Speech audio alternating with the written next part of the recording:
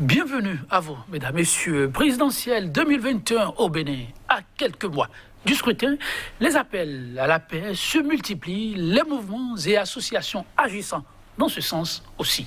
Religieux, spiritualistes, acteurs de la société civile, plus aucun moment de répit dans la conjugation d'initiatives de tout genre en vue d'un scrutin apaisé.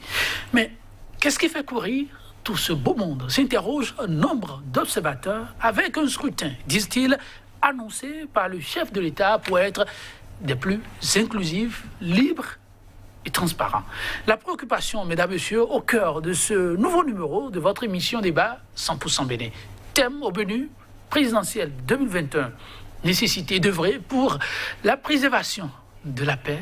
L'instant débat, c'est tout de suite et maintenant. Et sur ce plateau, en notre compagnie, Kikatou Kora. Elle est la coordinatrice du mouvement Les Colombes de la paix. Kikatou Kora, bonjour à vous. Oui, bonjour, monsieur le journaliste. Merci de répondre à notre invitation. Merci, c'est à vous de vous remercier. En tout cas, c'est un plaisir de vous savoir. Les dames sur ce plateau, ce n'est jamais gagné d'avance. En face de vous, pour l'instant, débat Lucien Comlan, médico qui a arboré depuis peu son manteau de pèlerin pour la paix. Il est le coordonnateur du comité de mobilisation pour la paix. Lucien Comlan, médico, bonjour à vous. Bonjour, monsieur le journaliste. Et merci de répondre une fois encore à notre invitation. C'est moi. Alors, un autre invité en notre compagnie, il n'est non plus à présenter, est le professeur Désiré Baloubi. Panafricaniste, il est désormais le porte-voix du mouvement citoyen pour la paix et la réconciliation. Professeur Désiré Baloubi, bonjour à vous. Bonjour Joël, un réel plaisir pour moi de vous retrouver. Sachez-le, le plaisir est partagé. Alors, les appels se multiplient, vous l'avez constaté d'ailleurs. Ça a étonné certains de voir le professeur Baloubi désormais très engagé pour la paix. Qu'est-ce qui fait courir? C'est la question que beaucoup se posent. Je vais me retourner d'abord vers vous, monsieur Bético. Pourquoi tant de mobilisation pour la paix ces temps-ci? Merci, monsieur le journaliste. C'est une très bonne question. Pourquoi tant de mobilisation pour la paix? Oui. Il le faut. Mais nous le voulons plus. La mobilisation que nous sommes en train de faire aujourd'hui n'est pas encore suffisante. Ah bon? On doit en avoir plus. On doit en faire davantage. Pour que notre pays, le Bénin, toujours pays exemplaire dans la sous-région, en Afrique, peut-être dans le monde, garde toujours sa position de paix. Du bon vivre ensemble entre les Béninois, d'où qu'ils viennent, où qu'ils se trouvent, partout dans le monde. Rassemblement des fils et filles du Bénin est très important. En ce qui concerne cette mobilisation, derrière cette mobilisation se retrouve la paix. Et rien que la paix, parce que je vous ai toujours dit que la paix se construit chaque jour que Dieu fait. Il le faut. Le Bénin est un pays pacifique. Il l'a été toujours et il le restera. C'est pourquoi cette mobilisation est capitale. Et c'est pourquoi elle est capitale pour tout le monde. La paix, d'ailleurs, en tout cas, ce n'est jamais inutile. Voilà. C'est quand on la perd qu'on se rend compte de toute son importance. Et la perdre, ce n'est pas la chose à souhaiter. Alors, madame Kora, beaucoup se demandent, mais ces temps-ci, est-ce que les Béninois n'auraient pas mieux fait de consacrer leur temps à autre chose des préoccupations de tous les jours des Béninois que de parler de paix? Vous aussi, vous prenez désormais la préoccupation à cœur. Qu'est-ce qui la motive davantage pour vous singulièrement? Merci, monsieur le journaliste. Alors, actuellement, là où nous sommes, au Bénin, il n'y a rien qui peut se passer sans la paix. La paix est très, très capitale à l'instant où nous sommes. Parce qu'il n'y a rien qui peut se passer sans la paix. Sans la paix, on dit on va laisser la paix de côté et aller à autre chose, c'est d'aller à la catastrophe. Donc, selon moi, actuellement, là où nous sommes, que chaque Béninois, tout ce que chacun va faire, c'est de chercher d'abord la paix, préserver la paix. Vous, par exemple, vous cherchez la paix comment? Elle est perdue, cette paix-là? Quand vous dites qu'il faut chercher la paix, elle est perdue? Bon, nous sommes là au pays, ça ne va pas. Parce qu'il y a des choses, d'autres disent on va faire ci, il y a la violence, tout. Ça là, ça ne va pas nous amener nulle part. L'essentiel, c'est de préserver la paix. la paix. Parce que comme M. Mbedjiko vient de dire, le Bénin est un pays pacifique. Il faut qu'on respecte tel que ça est depuis 1990. Travailler pour que les acquis de 90 demeurent si on vous écoute bien. Alors, professeur Baloubi, vous êtes l'une des voix qui compte, voix de la diaspora, je veux dire. Qu'est-ce qui aura motivé le professeur à prendre ce bâton de pèlerin et s'engager dans ce combat que l'on voit prendre de l'ampleur ces jours-ci? Merci Joël. Je vais aller droit au but et dire, comme nous le disons, n'est-ce pas, dans notre tradition, dans notre langue béninoise et africaine, si l'on ne sait pas où l'on va, on ne doit pas oublier d'où l'on vient. Eh bien, je fais plus d'un quart de siècle déjà aux États-Unis, mais à aucun moment je n'ai oublié le terroir où je vis le jour depuis les années 50. Cela vous dit beaucoup de choses, les années 50 jusqu'à ce jour. Quelle turbulence. Mais à un moment donné, nous avons constaté une stabilité, donc un équilibre, mais ce n'est jamais garanti, ce n'est jamais acquis. L'équilibre social, économique, politique, etc., c'est le combat de tous les jours. Ce jour, 20 janvier, est une date historique dans l'histoire aussi des États-Unis, à la suite des émeutes, de l'insurrection, n'est-ce pas, au Capitole américain. Aujourd'hui, le jour où solennellement le président Biden, Joe Biden, va être installé, son investiture de façon officielle, pendant que l'ancien président, le 45e, Donald Trump, va sortir de la Maison-Blanche. Je ne vais pas parler de la situation ici aux États-Unis avec leur démocratie vieille de plus de 200 ans. La nôtre est très fragile. Lorsque nous sommes ici et qu'on est connecté au pays et on reçoit des informations, soit par téléphone, et puis vous voyez les gens, et puis les gens vous disent si... Et nous sommes à l'ère de l'Internet aussi, où les télés, les réseaux sociaux vous envahissent de toutes sortes d'informations, certaines informations très inquiétantes, d'autres apaisantes, etc. Nous nous sommes dit, nous devons nous rattacher davantage, nous lier davantage, n'est-ce pas, nous connecter davantage à ce qui se passe. Je me suis mis dans des réseaux, je communique avec les amis, avec tout le monde, et j'ai vu que ça ne va pas. Ça ne va pas... les raisons, on ne va pas aller jusque-là, jusqu'à dépouiller tout cela. Mais quels que soient les motifs, quelles que soient les raisons, moi je pense qu'il est indispensable que nous préservions la paix dans notre pays. J'ai écrit à un jeune frère et je lui ai dit, dans notre adage, on dit, est-ce que c'est notre adage? Je crois que c'est français. On dit qui veut la paix prépare la guerre. J'ai dit pour nous, dans notre mouvement, préparer la guerre, c'est tout mettre en œuvre pour éviter la guerre, pour prévenir la guerre, s'apprêter pour que la paix se renforce.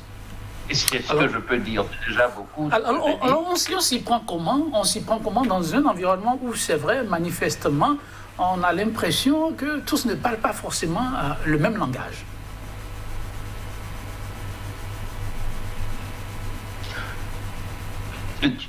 Pardon, la question est à moi? C'est bien à vous, professeur Baloubi. Je dis, on s'y prend comment? On a vraiment l'impression, effectivement, que tous ne parlent pas forcément le même langage. Oui, quand tous ne parlent pas le même langage, j'ai grandi au village et je sais comment ça se fait au village. Je n'ai pas vu les gens venir au point, je n'ai pas vu des gens, n'est-ce pas, se lancer des pierres pour des raisons donc de la gestion du village. Cela se règle toujours, quelles que soient les tensions, aussi élevées fussent-elles. On se retrouve soit entre les quatre murs ou sous la palabre et le chef est le dernier à dire son mot lorsque tous les conseils, lorsque tout le monde a parlé, eh bien le chef dit son mot. Et la tâche du chef est toujours facilitée parce que communiquer, pour mieux communiquer, il faut écouter. Et là, je vais regarder droit dans votre caméra, si je peux ainsi dire, à travers le Zoom, pour dire, je vais m'adresser au chef de l'État. Tout le monde parle, tout le monde dit ce qu'il dit. Le temps est venu que le père de notre nation, n'est-ce pas, tire une conclusion. Et la conclusion doit être une solution salutaire. Sauvegarder la paix, tout faire dans la quiétude. Et je crois qu'il l'a fait. Je crois qu'il l'a fait parce qu'au cours de sa tournée, je l'ai entendu parler de pardon. Et c'est arrivé à Parakou, si j'ai bonne mémoire, qu'il a sorti le mot pardon. Lorsque le chef dit le pays a pardonné, l'État a pardonné, c'est à votre tour de pardonner. Pardonner aussi. Je crois que le mot pardon n'est pas sorti par hasard de la bouche du chef, du père de la nation. Je voudrais lui dire qu'il a tendu la perche et que nous devons la saisir. Et comment, n'est-ce pas, préserver cette paix, ça va être alors un travail collectif. Parce que ce n'est pas simplement d'un côté qu'on va trouver la solution se trouvera ensemble. Comme on le dit, c'est en famille que le linge sale se lave et non sur la place publique. Alors, c'est intéressant à entendre. Il y a quelques faits chez ces invités sur le terrain qui amènent certains à se demander si tout le monde pense à la même chose et si tout le monde regarde dans la même direction.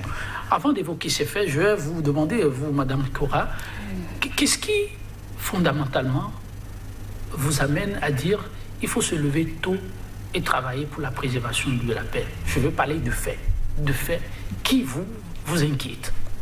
Merci, monsieur le journaliste. Comme vous le savez, les élections législatives de 2019, on a vu ce qui s'est passé. Les gens sont sortis, cassé les biens publics, tout ça. Là, il y a d'autres qui sont morts. Il y a des militaires à Tchao. Tout, on a appris ce qui s'est passé dans le pays.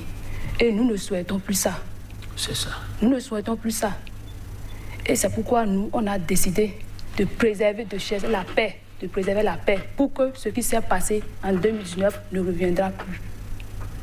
Vous avez l'impression que le Bénin est sur une piste qui pourrait conduire à cela, c'est ça? Oui, effectivement. Parce que, vu déjà la tension des autres, et si on laisse ça comme ça, ça peut nous conduire encore à ça. Parce que c'est comme ça se posait tel que ça en train de se passer là. C'est ce qui se passait avant, en 2019, à la veille des élections législatives. Vous voyez les mêmes indices? Les mêmes indices. Medico, vous voyez aussi les mêmes indices? Oui, je valide ce qu'elle vient de dire. Et c'est ça qui amène le CNP à prendre des dispositions robustes pour aller à la reconquête de la préservation de la paix. Faisons du concret. Récemment, M. Medico, pour parler concrètement, on a vu des acteurs de l'opposition venir de la voix fustiger le fait qu'ils aient l'impression qu'il y a certaines personnes qui peuvent disposer du territoire national comme ils veulent et d'autres pas. Je parle des démocrates. À Ouida, récemment, ont voulu organiser une petite rencontre. Vous l'avez constaté, installation de leur comité d'arrondissement. C'est le président du parti lui-même qui a donné de la voix. Occuper l'espace public, niet. Nous avons décidé alors de nous réunir en enclos. Nous avons rempli toutes les formalités, c'était leur propos. Niet, on n'a pas pu le faire. Et pourtant, à côté, nous constatons que d'autres, pourvu qu'ils décident de s'organiser, c'est pas de blanche, on leur accorde. Lorsque vous avez des faits comme celui-là, où je vais plutôt vous demander, devant une scène comme celle-là, quelle est, votre contribution pour apaiser les ardeurs? Notre contribution, c'est celle que vous voyez. C'est de nous retrouver et parler d'une seule et unique voix. Ces faits vous ont-ils été rapportés? Pour pacifier, nous avons vu. Nous avons non seulement nous avons été rapportés, mais non, dans notre giron, nous tentons de joindre. C'est bien que le professeur Baloubi soit rentré dans le jeu de façon forte et intelligente pour que nous puissions nous mettre ensemble pour calmer les esprits. C'est une manière de l'incompréhension de la cité, des règles de la cité, qui fait que nous sommes dans cet état-là. Cet état des choses, nous devons toutefois les évaluer à une situation qui ne se reproduira plus. C'est-à-dire Parce que c'est formation une question de disparité de chance qui intervient là. Et il faut éviter ça. Lorsque d'autres ont la chance et que d'autres ne l'ont pas, ça pose problème. Dans quelle espèce? Et dans l'espèce vous avez pu rencontrer les forces de sécurité publique ayant la charge de la sécurité au niveau de cette zone géographique. Et qu'est-ce qui vous a été rapporté? Si la démarche a été faite éventuellement. Oui, la démarche a été faite, mais je pense que là, nous rentrons en politique. Je ne suis pas venu pour faire de la politique. Okay. Je suis venu pour le rassemblement. Vous gardez en silence. Voilà, je garde en silence les démarches qui ont été menées et puis les retours qui ont été faits. Okay. Je pense que dès lors que le rassemblement sera fait autour, M. Balobi l'a dit, il faudrait que le chef de l'État donne de la voix. Vous promettez que un incident comme celui-là ne va plus se reproduire, c'est cela? Je pense que si le rassemblement dont nous parlons, la rencontre nationale dont nous parlons, si elle s'effectuait, alors ces gens Vous travaillez pour une rencontre nationale? Nous travaillons pour... tous ceux qui travaillent pour la préservation de la paix travaillent pour une rencontre nationale et invitent le chef de l'État à aller dans ce sens. Et c'est heureux pour nous d'apprendre et de voir publiquement que le chef de l'État ait pris son bâton de pèlerin pour parler du pardon, pour prêcher le pardon. Vous pensez que quelque chose évolue dans ce sens-là? Quelque chose évolue beaucoup dans ce sens. Et au moment où on parlait de réconciliation, on avait l'impression que le chef de l'État n'écoutait pas, mais il écoutait très bien. Il a fallu que sa tournée, sa dernière tournée, les 2 tournées bien sûr, pour la reddition de comptes, arrivent pour que nous découvrions qu'effectivement, le chef écoutait. Et nous, je profite de cette occasion pour le féliciter et lui dire qu'il y a des Béninois, tant à l'intérieur que de l'extérieur. Je prends l'exemple sur le professeur Balobi, à qui je tire chapeau, pour dire au chef de l'État que nous sommes prêts. Mais ce n'est pas nécessairement l'affaire des politiques. Parce qu'en politique, ce qui urge, c'est le pouvoir. Et le pouvoir, c'est le diable. Le diable, c'est la casse de la maison. Et nous ne voulons pas ça. C'est pourquoi l'ensemble de ceux que vous voyez, ceux que vous avez la chance, le raisonnement d'inviter sur ce plateau, vous disent et sont prêts à le faire et à accompagner pour que le Bénin reste un pays indivisible comme l'ont laissé nos ancêtres avant de partir. Beaucoup le souhaitent, le Bénin, un pays indivisible, mais pour l'instant, beaucoup ont l'impression que ça va dans tous les sens. Madame Cora, vous avez observé les incidents dont j'ai parlé tout à l'heure, mais dit des démarches auraient été menées. Et vous, comment avez-vous vécu cet incident-là de Ouida?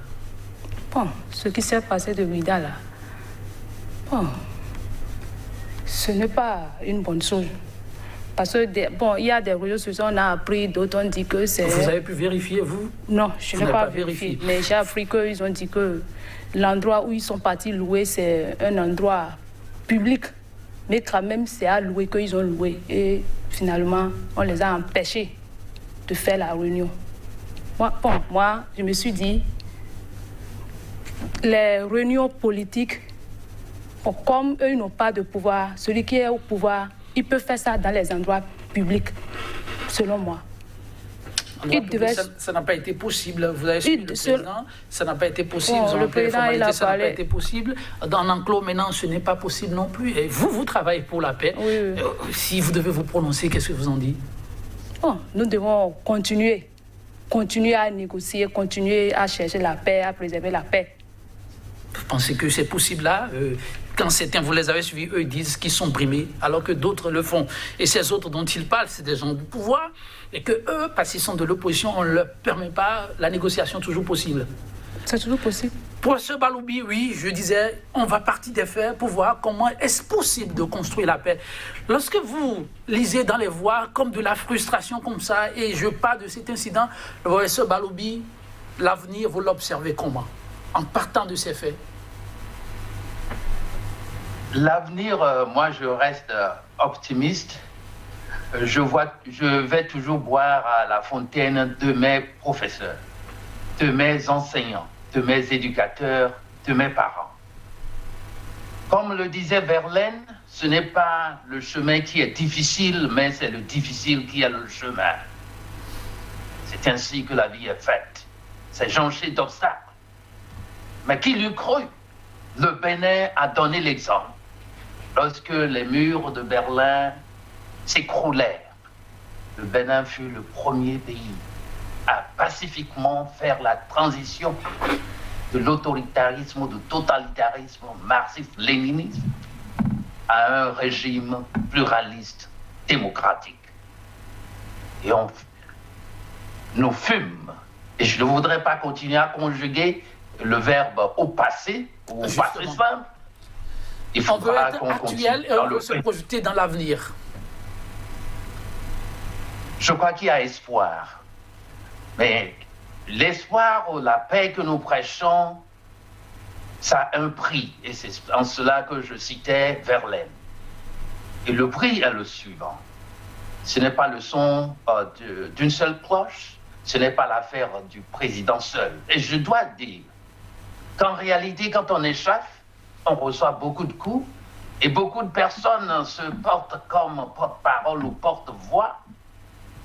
Et il est difficile de traduire ou de transférer les messages, n'est-ce pas, du chef de façon efficace. Je suis linguiste et je voudrais que les gens comprennent que les mots sont très forts, ont une puissance parfois magique.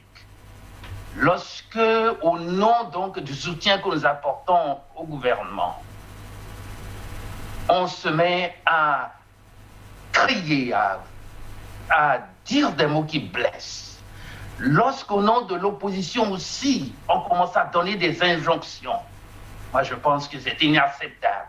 Ce n'est pas cela la caractéristique fondamentale de notre culture. Notre culture nous impose le respect à l'autorité. Et cette autorité qu'incarne le président de la République, bien sûr, c'est le peuple que nous prétendons défendre tout le temps, qui à 65% l'a conféré au chef de l'État. Ce n'est pas la personne physique qui importe, c'est la personne morale. Je nous en prie, ménageons un peu, contrôlons un peu notre langage. Nous ne pouvons pas passer pour des prophètes et exiger des solutions. C'est pourquoi ici, je ne saurais dicter la solution magique. Mais j'implore, j'invoque l'esprit et le génie béninois. J'invoque l'autorité, la puissance qu'incarne notre président de la République pour que toute chose faite, en dernier ressort, qu'il utilise ce pouvoir. Utiliser le pouvoir, ce n'est pas en abuser. Ça, je ne suis pas en train de l'accuser d'abuser de son pouvoir, mais il a la sagesse que lui ont confiée toutes les populations, du nord au sud, de l'est à l'ouest. Je pense, et moi je ne parlerai pas d'une conférence nationale. Au départ, j'y pensais. Monsieur Baloubi, vous êtes là dans les projections de solutions pour apaiser les cœurs. Mais déjà, voilà, comme je le disais, il y a des faits qui sont là. Au regard de ces faits, on s'y prend comment pour qu'ils ne se reproduisent pas? Voilà une formation officiellement déclarée qui a, en tout cas, toute la légalité de son côté, comme on dit, et la légitimité aujourd'hui, pour parler des démocrates, je dis, restons factuels pour apprécier. Et voilà un peu la façon dont les choses se sont passées à Ouidah. Il pourrait y avoir d'autres Ouidah. On fait comment lorsqu'un fait comme ça se reproduit? Le président du parti a demandé aux siens de replier chez eux, promettant revenir et qu'ils espèrent que les choses vont se passer très bien. On fait comment pour qu'effectivement il n'y ait pas de couac à l'avenir?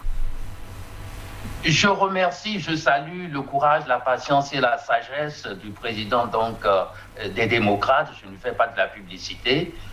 Il a sagement retiré les troupes, si pour ainsi parler. Je ne voudrais pas utiliser les termes militaires. Donc, il a donc suspendu l'opération qui les avait amenés à Ouidah. J'ai vu aussi la vidéo. J'ai eu comme froid au dos. Mais je dois vous dire, et c'est à cela que je faisais allusion, on ne peut pas tout de suite et de façon directe impliquer cela au chef de l'État ou à la mouvance au plus haut niveau. Il y a des gens qui interprètent mal, il y a des gens qui, avec trop de ferveur, avec trop de zèle, appliquent mal les règles de la politique. politique locale, politique communale, politique au niveau de l'État. Il y a des ministres même qui peuvent commettre des erreurs. Même le président peut commettre des erreurs. Mais je ne pense pas que tout ce qui se passe soit, n'est-ce pas, des ordres dictés de là-haut. Je vais donner un exemple. Oui. J'avais suivi la marche donc des mamans qui marchaient pour le pain et la paix, et que une autorisation aurait été donnée par une autorité préfectorale, et c'était favorable. Oui. Mais au contraire, au niveau de la commune, le maire se serait opposé. Et finalement, ils ont pu raccorder les violons. Ça veut dire quelque part, il y a le canal de communication. S'il y en avait un, ça ne marchait pas. Mais il ne doit pas avoir de dichotomie. Il ne doit pas avoir une contradiction qui s'expose ainsi. Je crois que cela vous explique, vous donne une preuve. Et la seule preuve ne suffit pas pour généraliser. Je pourrais prendre cette preuve-là pour dire, au risque de me tromper, que l'ordre ne vient pas toujours de là-haut.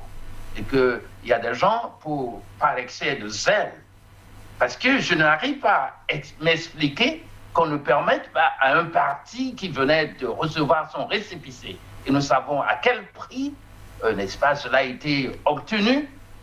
Il a fallu d'intervention du chef de l'État lors de la tournée pour dire « je mettrai tout en œuvre pour que ce parti reçoive son récépissé ». Le parti a reçu le récépissé, je crois que c'est le moment pour que ces gens-là installent ou mettent de l'ordre dans les cellules de base. Et s'il n'y en avait pas, autant qu'ils en désiraient, qu'ils puissent le faire avant l'échéance électorale. C'était tout à fait normal, de mon point de vue. Je ne suis pas sur le terrain, alors je dois savoir raison garder. Et je vous félicite, vous tous qui combattez chaque jour sur le terrain et menez la lutte pour qu'il y ait la paix. Et la paix, l'ordre, et sans lesquels il n'y aurait point de démocratie. Merci à vous, Balobi. Oui, la paix, sans elle, il saurait y avoir de démocratie. Beaucoup de frictions, cependant, dans cette marche au quotidien pour que 2021, parlant du scrutin, tout se passe sans anicroche. Oui, chers invités en plateau médicaux, il y a eu cet incident, mais il y a quelques heures, une autre décision qui fait couler assez d'encre et de salive. Vous l'avez sans doute suivi et constaté, il s'agit de la HAC qui vient de faire le cadrage nécessaire pour la période de pré-campagne.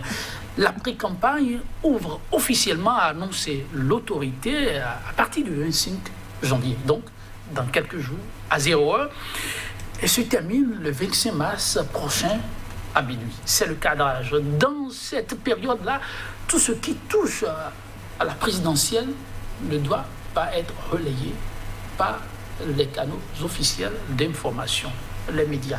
Tollé dans le rang des professionnels des médias, mais aussi des politiques, qui croient savoir qu'il s'agit là d'un autre jeu, pour biaiser la compétition. Du favoritisme, vous avez sans doute suivi les mots, du favoritisme clament certains pour le chef de l'État, lui qui a annoncé une reddition de comptes que beaucoup n'ont pas cru. Vous l'avez suivi aussi, la cellule de communication a dû donner de la voix pour assurer qu'il s'agit d'une reddition de comptes. Mais à la fin, il se trouve, le chef de l'État a annoncé qu'il est candidat. Ceci a été relayé.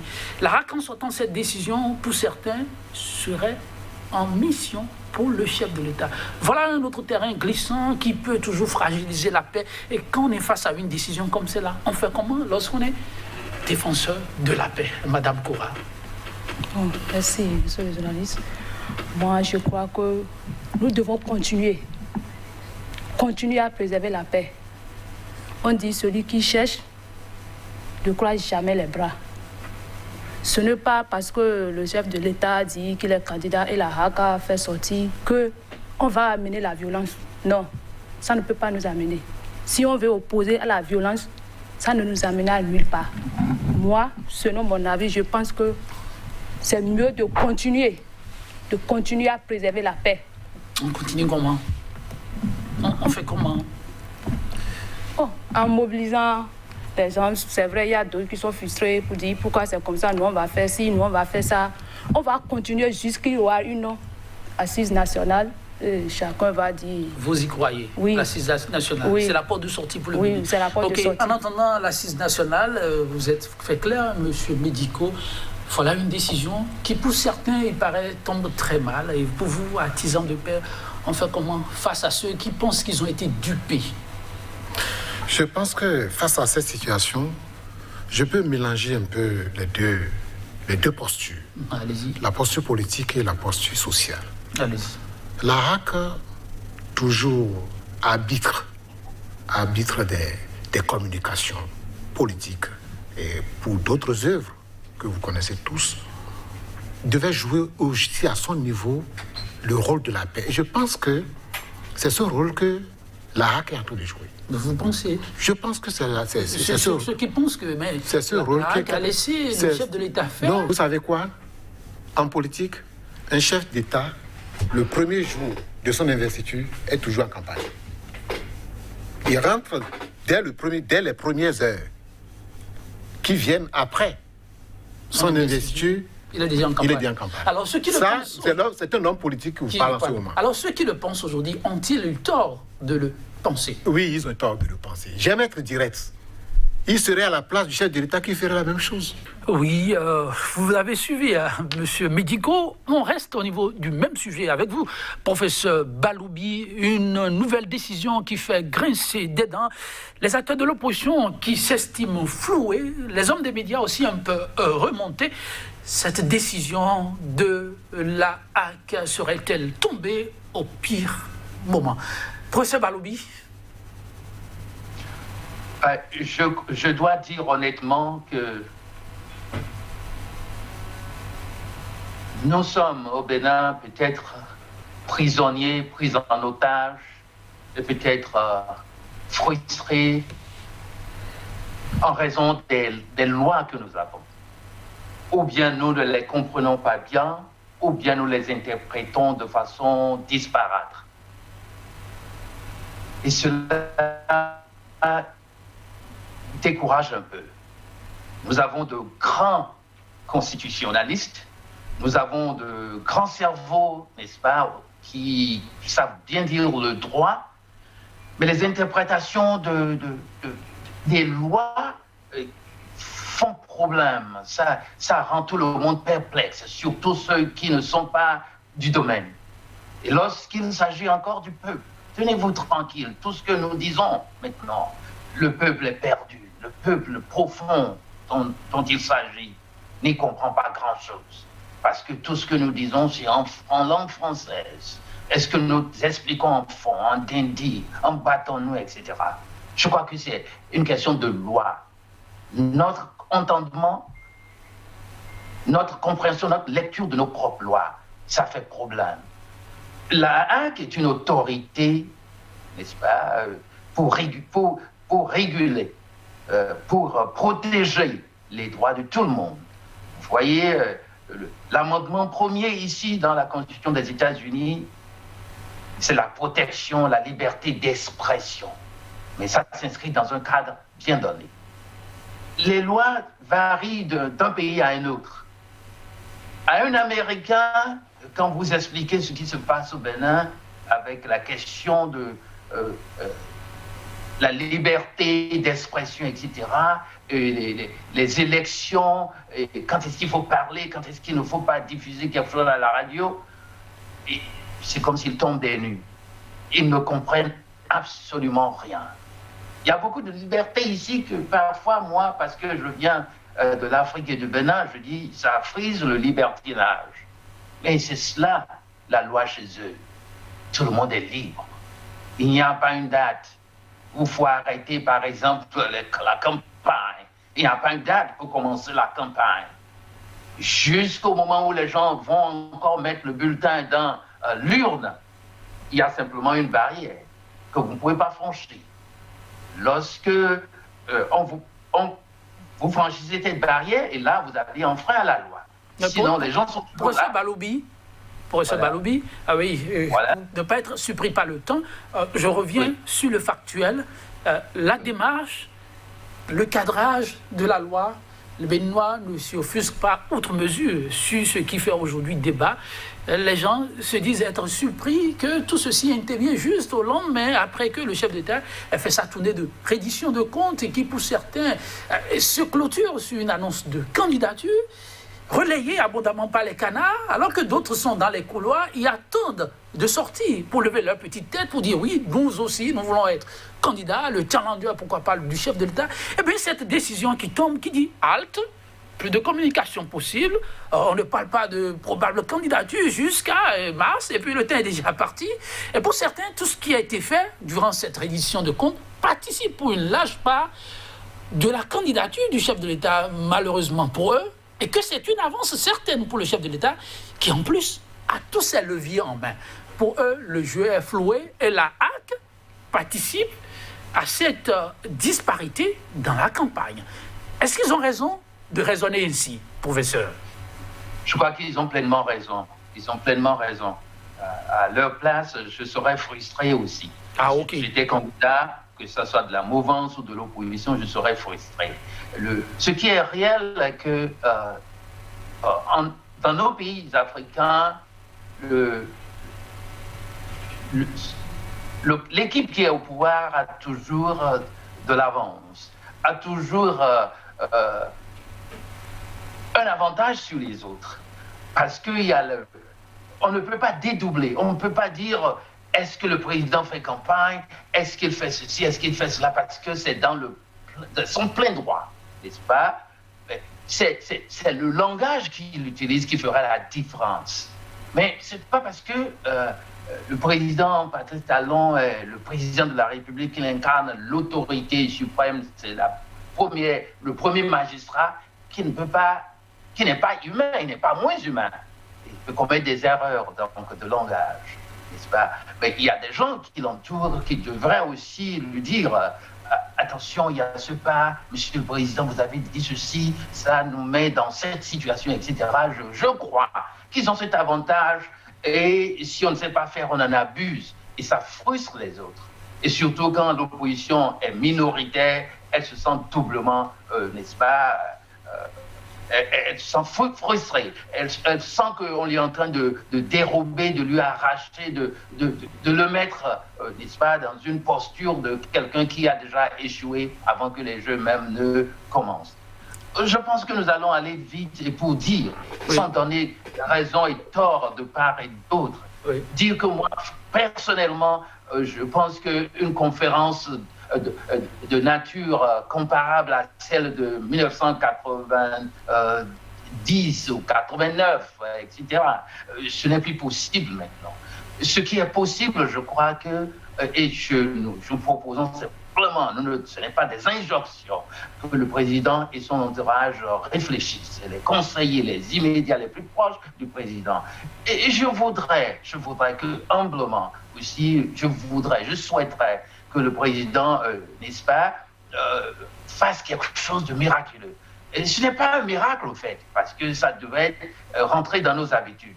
Qu'il parle, qu'il prenne le téléphone, qu'il appelle courageusement le président Dieudonné Nicéphore Seglou, qu'il appelle son immédiat prédécesseur, Yahi Boni, pour dire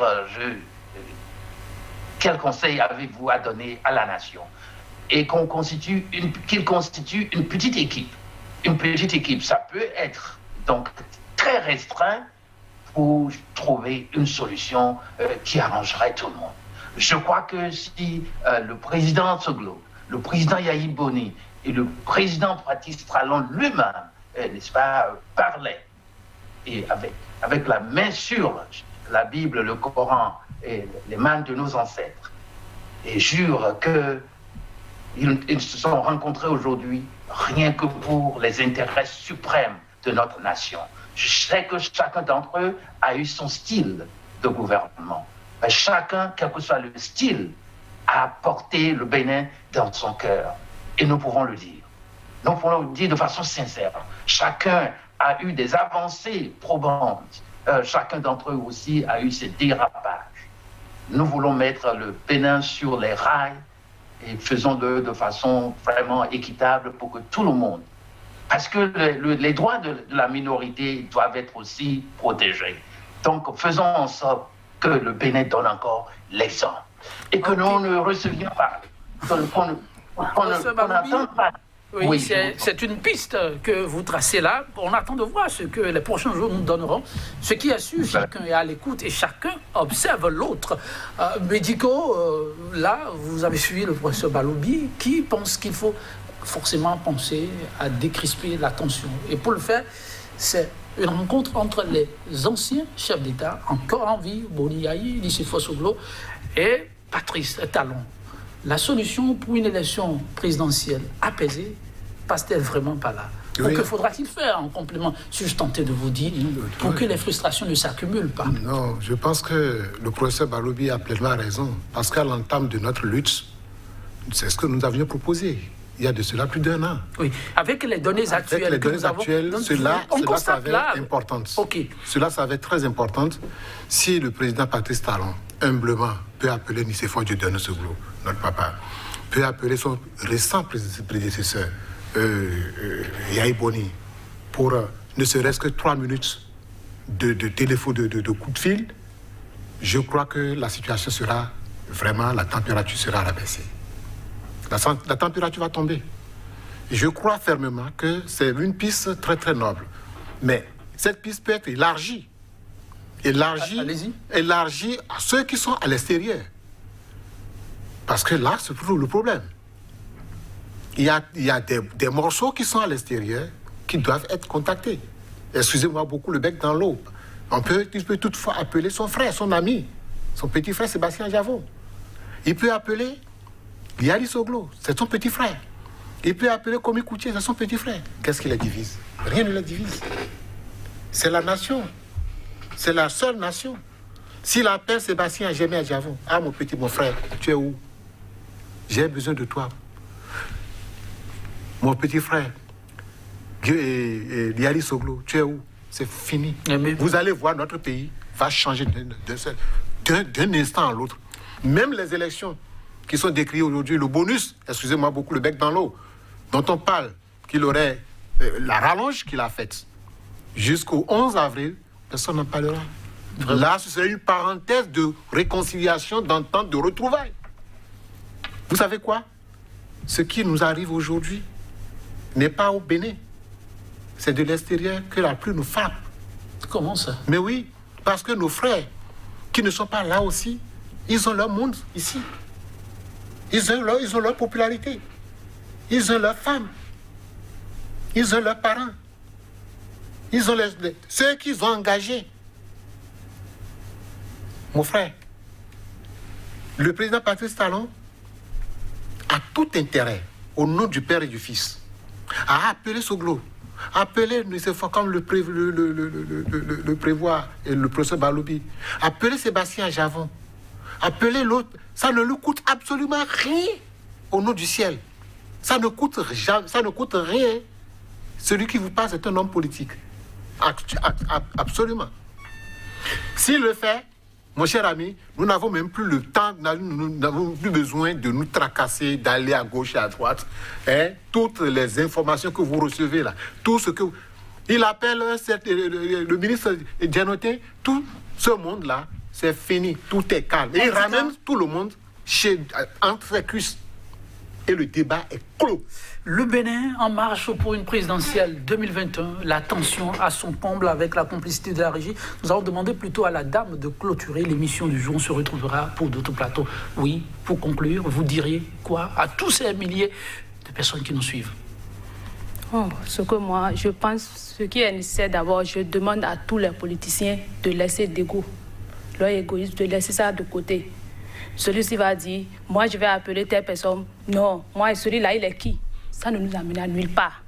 Si tous les politiciens peuvent laisser leur égo de côté et appeler les uns et les autres et s'asseoir, rester ensemble, ça serait bon. C'est le fondamental. Oui, c'est le fondamental. Okay. C'est l'égoïsme là qui amène le problème. Merci beaucoup à vous, chères dames. Et les égoïstes, vous le savez, dit-on, meurent tout seuls. Et on ne le souhaite à personne. On a besoin de tous ensemble. Mesdames, Messieurs, ce sera tout pour l'émission du jour. À très bientôt.